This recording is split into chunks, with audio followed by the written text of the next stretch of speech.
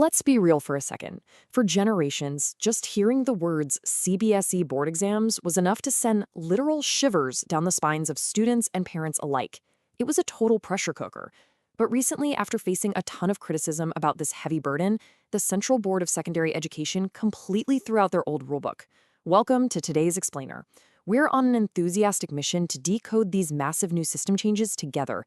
We're going to cut right through all the noise and confusion so you know exactly how to learn efficiently, adapt to the new rules, and tackle your future without all that anxiety. Here is our roadmap for today. 1. The paradigm shift. 2. Exam and assessment patterns. 3. Major curriculum updates. 4. Strict attendance and admin. And 5. Ground reality and preparation. Let's get right into it. Part 1. The paradigm shift. Okay, let's dive into this and look at the fundamental change in how the board is actually thinking. For the very first time, the board has officially recognized a universal truth. A single piece of paper does not decide your entire life. The old system was simple but honestly pretty brutal. It was all about rote memorization leading up to one massive final exam that basically sealed your fate. But this new system, it is a total 180. It's competency-based. It actually rewards your conceptual understanding and gives you multiple attempts to succeed. The days of simply memorizing a textbook and regurgitating it on paper are officially a thing of the past. Part 2, Exam and Assessment Patterns. Let's transition seamlessly into the specific mechanical rule changes regarding how you're actually going to be tested now. So, the absolutely crucial thing you need to know is that massive 50% figure. 50% of your exam paper is now made up of competency-based questions. What does that actually mean for you? It means a lot of multiple choice questions, case studies, and data interpretation. Even the written out responses will require you to actually apply logic rather than just rely on your memory. Logical thinking has officially replaced rote memorization as the absolute primary metric of your success. And the way you're graded is getting a huge makeover too. Your final grading is now a 60-40 split. 60% comes from those board exams, but a highly significant 40% now comes from internal assessments. We're talking projects, tests, and active participation. On top of that, the subjects themselves are getting way deeper. Science is formally subdivided into biology, chemistry, and physics. Social science is now split into history, geography, political science, and economics. They are really leaning into a deeper ICSE-style framework where you actually have to understand the nuances of every single discipline. Now, breaking down the remaining structural changes, Class 10 students now have 2 independent board exams per year, one in February and another in May or June, and your best score is the one that counts. But hey, let me give you a quick older sibling warning right here.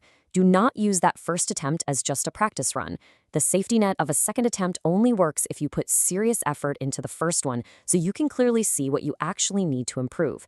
Plus, Class 9 will see open book assessments to really test true understanding over memory, and Class 12 will get digital marking, which is going to drastically reduce human error when papers are being checked. Part 3, Major Curriculum Updates. Moving right along, let's talk about what you're actually going to be learning inside the classroom. The curriculum is getting a massive modern upgrade designed for complete brain development. First up, a 3-language policy kicks in at Class 6, requiring 2 Indian languages and 1 foreign language. Next, math and science will be offered at both standard and advanced levels, so you can tailor the difficulty to your own pace. But what I found absolutely fascinating in the source material is the introduction of artificial intelligence and coding for kids as young as Class 3. Seriously, how cool is that? By Class 9 and 10, AI becomes a compulsory module.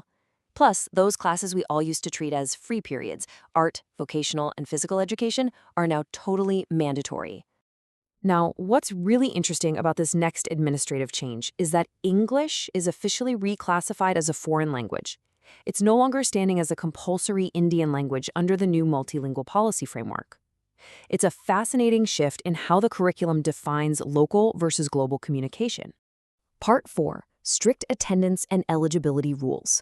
Okay, I'm going to shift my tone slightly here because you absolutely need to understand these firm, non-negotiable boundaries. This attendance requirement is crystal clear and completely mandatory, 75%.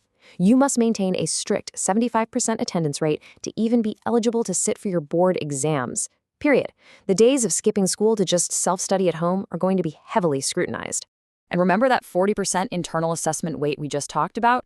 Well, it is completely compulsory. You literally cannot rely on a teacher doing you a solid at the end of the year anymore. If you skip your internal assessments, you'll be slapped with an essential repeat. That means you are instantly barred from taking the board exams. You have to show up and you have to do the work. Bonus section digital and admin changes. Before we jump into how to actually study for all of this, let me quickly guide you through some necessary practical paperwork and fee adjustments you need to be aware of before exam season rolls around.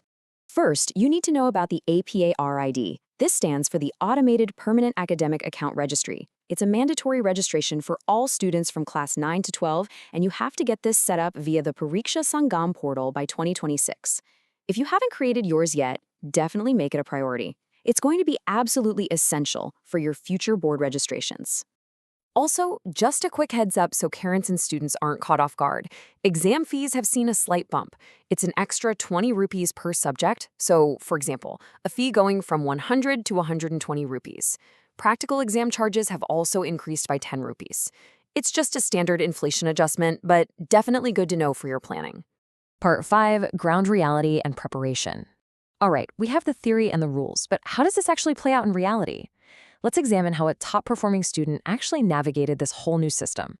In our source material, there's an incredibly insightful interview with Shreyan, a student who scored a staggering 99.6% in his 10th boards.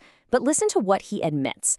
I faced difficulty mostly in the assertion reason-based questions in science and social science. The NCERT books were kind of half there. This perfectly validates the anxiety so many of you are feeling. Even the absolute top scorers are finding these new competency questions tough. It clearly shows that relying solely on standard textbooks is just not going to cut it anymore. Adapting to this new reality requires a structured ecosystem. You need material that pushes way beyond standard textbooks. You're going to need tailored classes specifically focused on practicing those tricky competency and assertion reason questions. You need regular mock tests that actually mimic the updated board formats. And honestly, most importantly, you need a dedicated system for one-on-one doubt clearing. Whether you get this from your school, a private tutor, or an online platform, this framework is the exact formula you need to handle the new analytical formats. The entire landscape of education has shifted from testing what you can memorize to testing how you can actually think. It's like a giant puzzle, and it's going to take trial, error, and immense persistence to adapt to these new formats. I want to leave you with this incredibly powerful quote from the source material. I failed for 96 days continuously to win at the 97th. The game does not end until you win. So ask yourself, is your current preparation strategy truly ready for this new era, or is it time to adapt, evolve, and conquer? Keep learning and keep pushing forward.